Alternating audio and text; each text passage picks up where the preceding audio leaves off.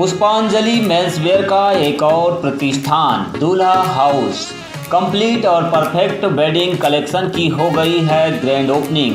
शादी ब्याह की खरीदी के लिए चले आइए अब हमारे नए प्रतिष्ठान में, जहां आपको मिलेगा कोट सूट, ब्लेजर, शेरवानी के साथ ब्लैकबेरी कंपनी के किफ़ायती जैकेट और सूट ब्लेजर, मान्यवर कंपनी के ब्रांडेड कुर्ता पाजामा, जैकेट, साफा मोजरी, दुपट्टा, पार्टी वियर, इंडो वेस्टर्न का एक से बढ़कर एक कलेक्शन।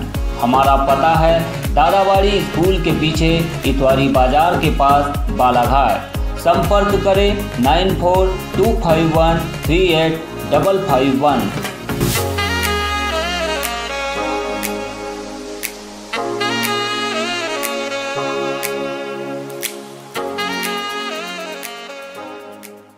महाराष्ट्र में कोरोना संक्रमण के बढ़ते ही मध्य प्रदेश के सीमावर्ती जिलों में धारा 144 लागू। बालाघाट में सामाजिक, धार्मिक और राजनीतिक कार्यक्रमों के लिए फिर से लेना होगा अनुमति, कलेक्टर ने जारी किए निर्देश। प्रबुद्ध तथागत फाउंडेशन ने दक्षिण बैहर के भंडेरी पहुंचकर 1 सैकड़ा आदिवासियों को वितरित किया कंबल। फाउंडेशन के कार्यों की ग्रामीण जनों ने की प्रशंसा, जताया आभार। और कान्हा नेशनल पार्क में ग्रिफन, वल्चर, हिमालयन वन चिड़िया, बारविंग फ्लाई कैचर जैसे पक्षी मिले। Wild life and nature conservancy foundation के सहयोग से हुआ सर्वे।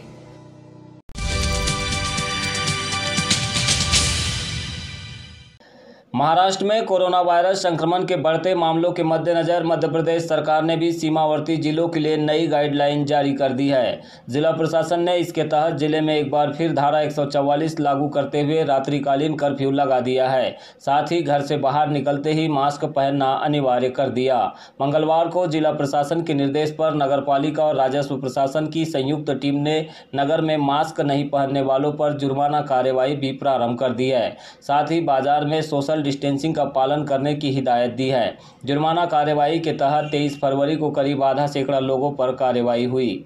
बालाघाट में 23 फरवरी को एक्टिव मरीजों की संख्या 10 बताई जा रही है। गौरतलब है कि महाराष्ट्र में बीते 3 दिनों से कोरोना के मामले लगातार बढ़ते जा रहे हैं। वहीं मध्य प्रदेश के इंदौर और भोपाल जैसे शहरों में भी 2 दिनों के भीतर 200 से अधिक मामले सामने आने पर राज्य सरकार ने सभी कलेक्टरों को निर्देश जारी किए हैं। इसी के तहत सीमा क्षेत्र से सटे बालाघाट जिले में भी सघन जांच और कार्रवाई प्रारंभ हो गई है। अभी जो कोरोना है अभी और बढ़ने की संभावना ही है और नज़दीकी हमारे जो महाराष्ट्र राज्य है उसमें नागपुर वगैरह में ज़्यादा संख्या बढ़ रही है। उसको देखते हुए धारा 144 लागू की गई है। रात्रि के 10 से 6 बजे तक प्रभावशील होगी और इसमें बिना किसी वैध कारण के आमजन आवागमन पूर्णतः प्रतिबंधित रहेंगी और व्यापारी और व्यवसाय को सोशल डिस्टेंसिंग और मास्क का उपयोग अनिवार्य किया गया है। शासन ने गाइडलाइन जारी की है कि आज दिनांक से 23 तारीख से मास्क और सोशल डिस्टेंसिंग इसका पालन प्रभावी रूप से कराया जाए, इसलिए आज कलेक्टर महोदय द्वारा 144 लागू की गई है। सभी प्रकार के सार्वजनिक कार्यक्रमों की अनुमति लेना अनिवार्य होगा और जो भी व्यक्ति मास्क लगाए बिना घूमता हुआ पाया जाएगा एक बार समझाइश दी जा रही है और उसके बाद पश्चात हम उसको जो भी नॉमिनल जुर्माने की कार्रवाई है चेतावनी देने के लिए हम कर रहे हैं।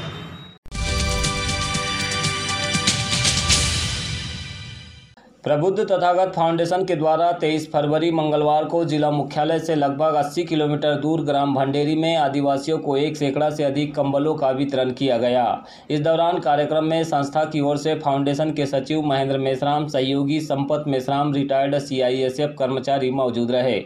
वहीं ग्रामीण जनों में भंडेरी के मुकरदम रामचंद्र वरकड़े, जयपाल सिंह वरकड़े, पूर्व वन समिति अध्यक्ष शिवलाल उइके, पूर्व सरपंच गणपत उइके एवं ब्रजलाल वरकड़े वन समिति अध्यक्ष मौजूद रहे।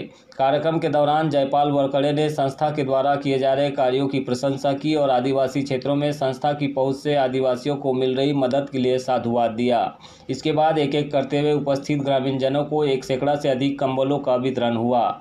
कार्यक्रम को लेकर पूर्व सरपंच शिवलाल उइके ने भी प्रशंसा की। वही फाउंडेशन के सचिव महेंद्र मेश्राम ने कहा कि उनकी संस्था निस्वार्थ भाव से दूरस्थ आदिवासी क्षेत्रों में पहुंचकर निरंतर जरूरत की सामग्री का वितरण कर रही है। बीते साल जहां 60 से अधिक शिविरों के माध्यम से मदद पहुंचाई गई है, तो वही साल 2021 में अब तक 10 से अधिक शिविर लगाए गए हैं। फाउंडेशन का उद्देश्य गरीब आदिवासियों को मदद पहुंचाना है। इससे क्या संदेश जाता है समाज में? ये संदेश तो ये बहुत बढ़िया संदेश जाता, क्योंकि यहाँ के लोग चाहते हैं विकास जी, कि किसी प्रकार से विकास हो, चाहे कोई संस्था के माध्यम से हो, चाहे वो विभागीय स्तर से हो, क्योंकि यहाँ सबसे ज़्यादा ये है कि समस्या आवागमन के साधन की समस्या ज़्यादातर है, रोडों की समस्या, बिजली की समस्या, ये सारी चीज़ें हैं। प्रबुद्ध तथागत फाउंडेशन के द्वारा विगत कई वर्षों से हम तो ये पुनीत कार्य करते हैं। 2020 में हमने 50 से 60 कैंप लगाए थे। 2021 में हमने 10वां कैंप है। इसके माध्यम से मैंने ठंड का ये आखिरी सीजन है हमारा। इसके बाद हम आने वाली मैंने मौसम को देखती हुए और नए सामान उपलब्ध कराएंगे ग्रामीणों को, और हमारा काम ये निरंतर चलते रहता है। आज यहाँ पे बिस्कुट का वितरण किया गया, साथ में 100 कंबल का वितरण किया गया है।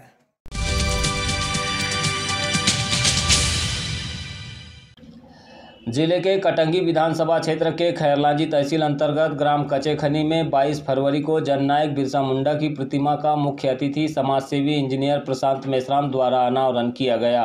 प्रतिमा अनावरण कार्यक्रम में समाजसेवी श्यामलाल उइके, रोशनलाल वरकड़े, फूलाबाई वरकड़े, मोहनलाल उइके, यशोदाबाई धुर्वे, महेंद्र मड़ावी, जीएसयू ब्लॉक अध्यक्ष तरुण उइके, प्रजस इंस्टीट्यूट संचालक सचिन मेश्राम, रजनीश नकाशे, रत्नदीप बांगरे, जनपद सदस्य प्रकाश उके, डॉक्टर सुरेंद्र रंगारी, भीम प्रकाश बोरकर, पुष्पेंद्र मेश्राम सहित सामाजिक बंधु उपस्थित थे।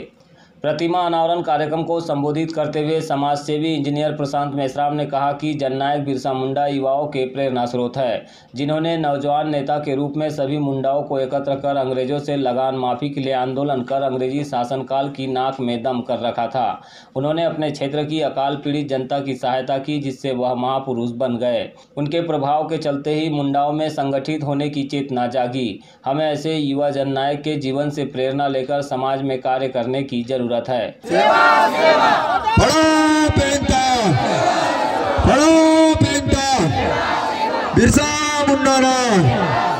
बिरसा मुंडा प्रकृति शक्ति